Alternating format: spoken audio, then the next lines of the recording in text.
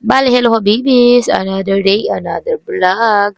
Bale, bago kami pupunta doon sa pinaka-destination namin, nadaanan na nga namin tong nagtitinda ng mani. And sa kagustuhan talaga nung anak ko, napahinto nga kami dito. Kasi nga gusto niya ng mani na ganun. Hanggang sa nakalimutan sa kagustuhan niya, nakalimutan na rin niya magdala niyan sa bahay. At dalan si ate niya na Marjana. So, eto na nga, dito, nagpatuloy nga kaming umalis, I mean, naglakad, oo. And sabi nga ng anak ko, Umi, halika na habang inaantay ko yung sukli. Kasi nga, 100 yung sukli nung pera na binigay ko. 100 yung sukli, 1,000 yung pera na binigay ko. Tapos siyempre, may sukli yan. Bali nga yan, papunta. Lumapit yung anak ko sa akin kasi nga, sabi ko, videohan mo ko. Hindi pala ako ang binidyohan. Ang binidyohan, yun mani. Kasi nga, pinabilang ni kuya sa akin yung pera kasi baka daw kulang. Oo. Bale, to cut the long story short, wag naman sana maban. Nandito nga kami sa may mga alak na naka-display. Kasi nga, may mga bumibili sa amin na hindi naman talaga, alam mo yun, hindi namin napagbigyan kasi nga wala kaming stock. O sa mga tao dyan na mga magbabas, o kayo nang bahala, basta wala tayong inaapakan tao, okay na yan.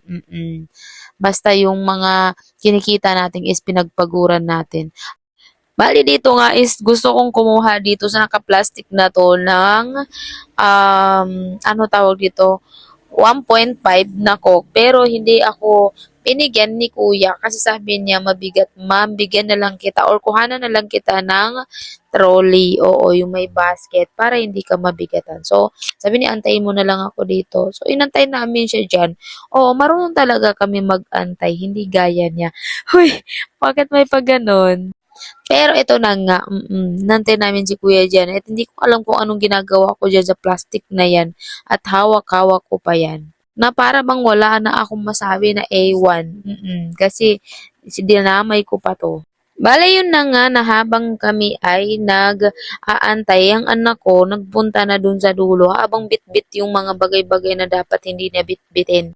Bale yan, nakuha na namin yung dinala ni kuya o kinuha ni kuya para sa amin na trolley. So dito nga naghahanap na kami ng mga gusto naming bilhin na pwede namin maidagdag sa store na alam namin nakikita kami kahit papano, hindi yung pagod lang yung nakuha namin. Oo. Bale dito, naghahanap ako dito ng, alam mo yun, yung Pampers na parang siya, yung lampin ba yung tawag doon? Oo, kasi ang dami naghahanap din sa store namin. Hindi namin mabigay-bigay. O, di ba, yung anak ko nandun pa.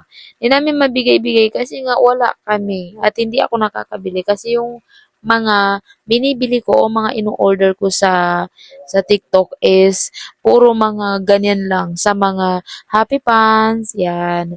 So, ayan nga, sabi ko sa anak ko, videohan mo ko kasi mamimili ako dyan.